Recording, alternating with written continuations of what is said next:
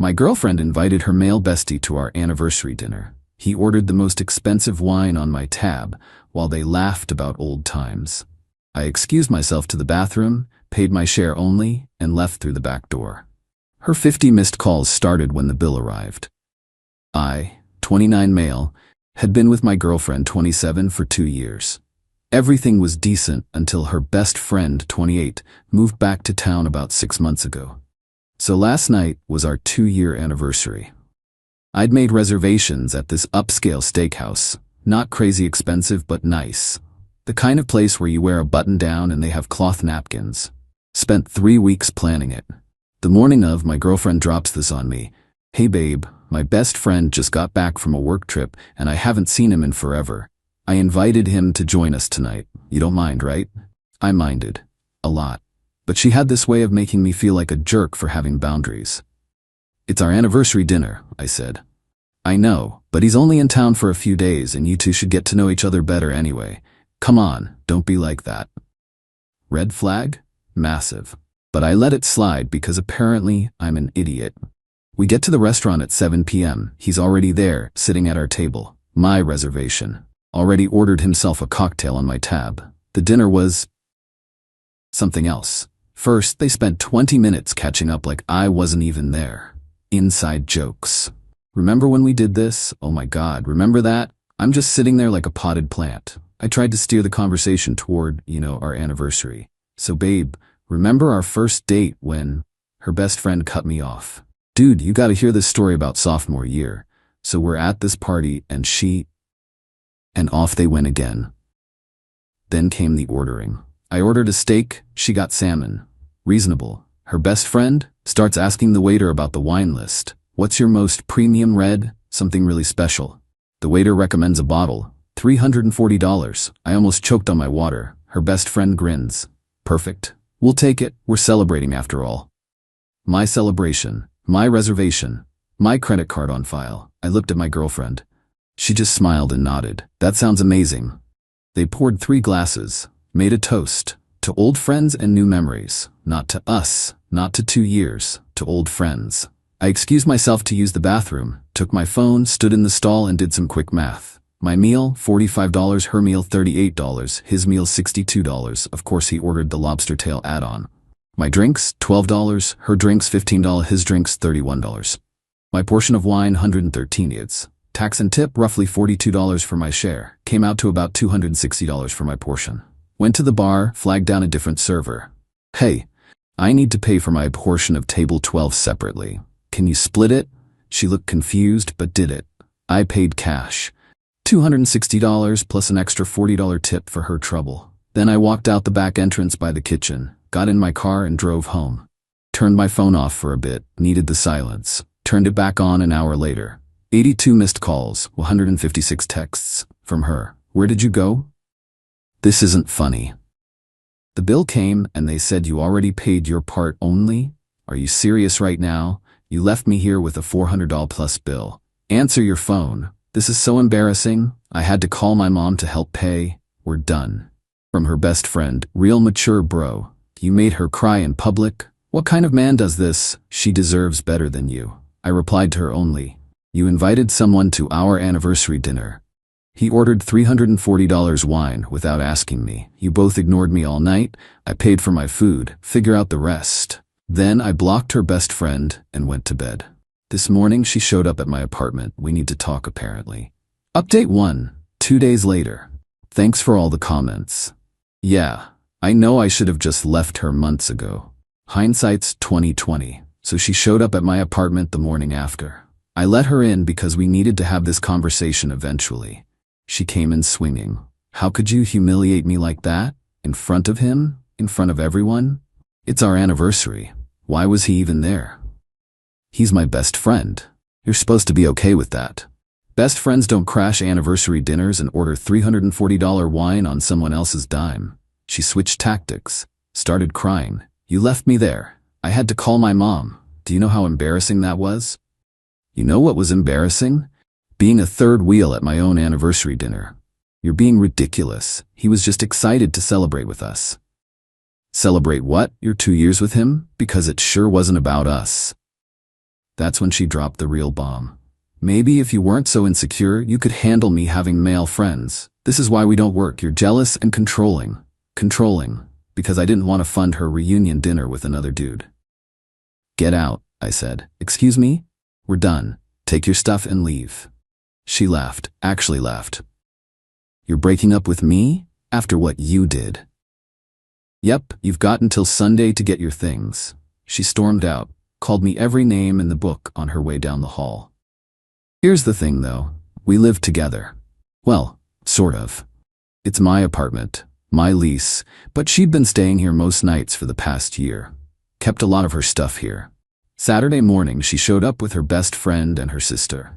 I'd already boxed up most of her stuff, clothes, toiletries, books, whatever. Her best friend had the audacity to speak first. Look man, we got off on the wrong foot, let's talk this out. There's nothing to talk about, here's her stuff. My girlfriend pushed past him. Where's my speaker? In that box. My posters? That box. Then she went to my bedroom. Where's the signed vinyl collection?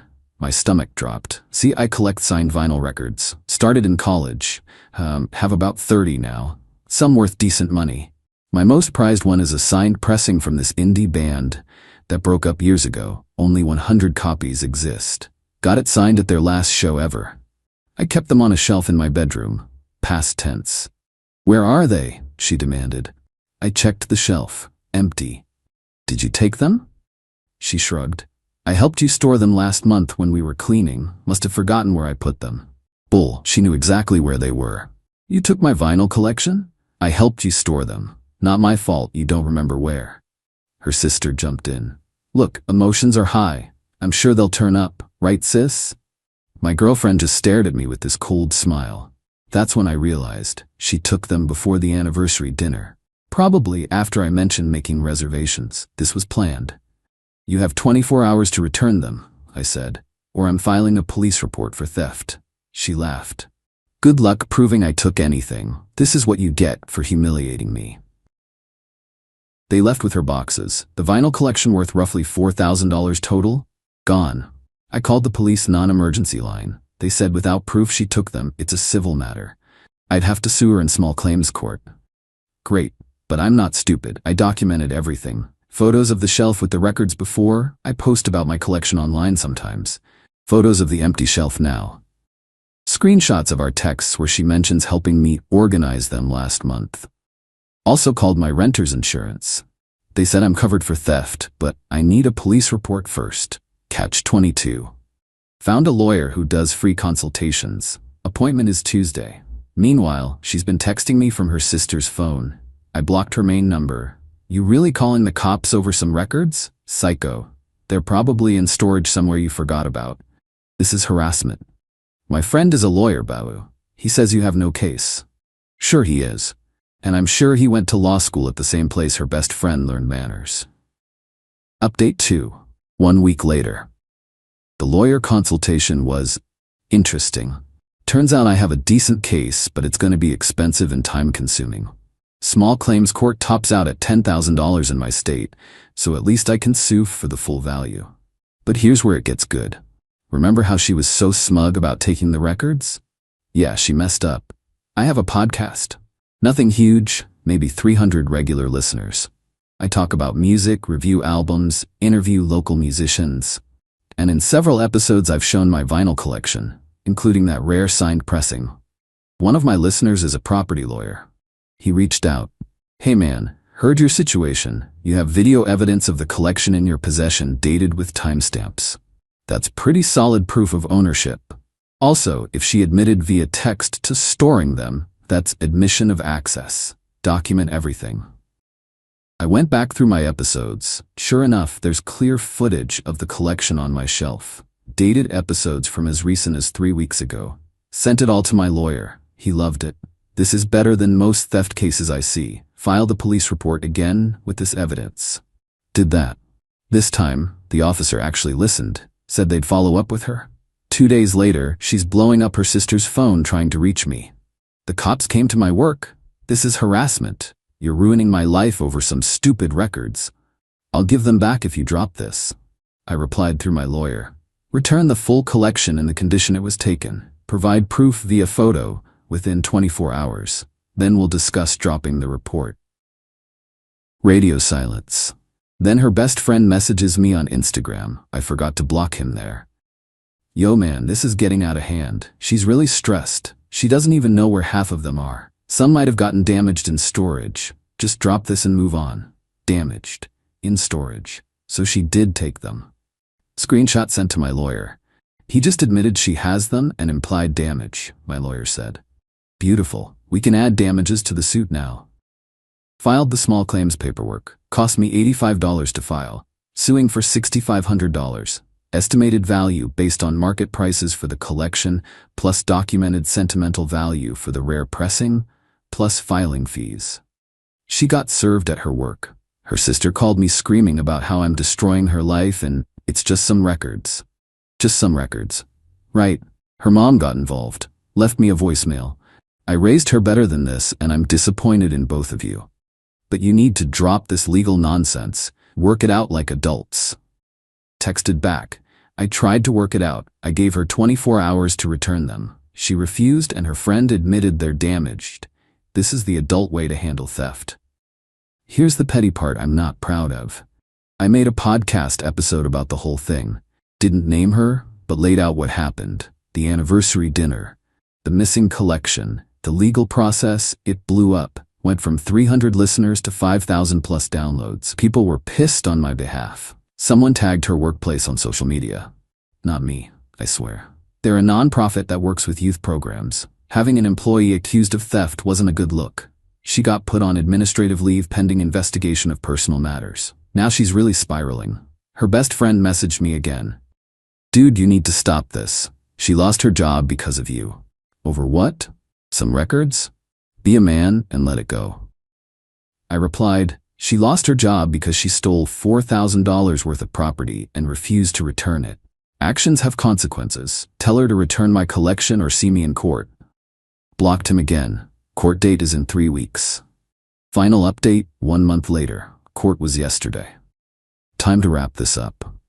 Leading up to the court date, her family kept trying to pressure me to drop it. Her mom, her sister, even her dad called me. Her dad's approach was different. Look, son, I get you're upset, but is this really worth destroying her career over? She made a mistake. She stole from me and refused to give it back for weeks.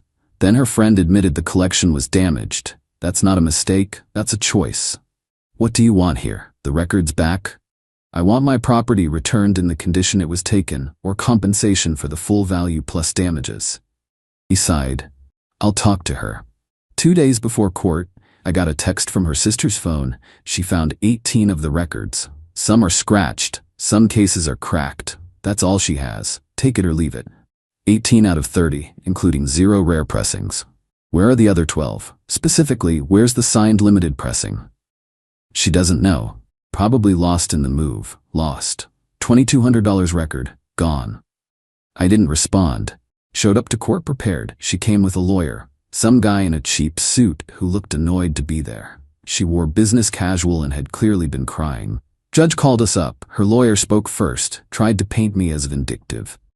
Your Honor, my client admits she may have mistakenly taken some records during an emotional breakup, but the plaintiff is using the legal system to harass her. She's lost her job over this. She's offered to return what she has. My turn. My lawyer presented podcast footage showing the full collection in my apartment with timestamps. Screenshots of her admitting to storing them. Her best friend's messages admitting she had them and they were damaged. Police report. Market valuations for each record. Photos of my collection from my social media, clearly showing 30 records. The judge looked at her lawyer. Counselor, does your client have the 12 missing records, particularly the limited pressing valued at $2,200? Her lawyer whispered with her. Your Honor, my client believes they may have been accidentally donated to a thrift store during. She donated a $2,200 signed limited edition record to a thrift store? The judge looked skeptical, more whispering. Your Honor, emotions were high. The breakup was messy. My client may have acted rashly, but nothing, the judge cut him off. This is clear-cut theft and destruction of property. The plaintiff provided ample evidence of ownership and value. Your client admitted possession and her associate admitted to damages.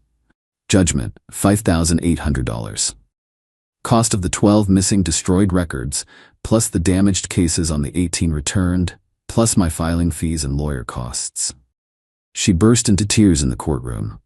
Her lawyer tried to argue for a payment plan. Judge granted it. She asked to pay $300 a month until it's settled.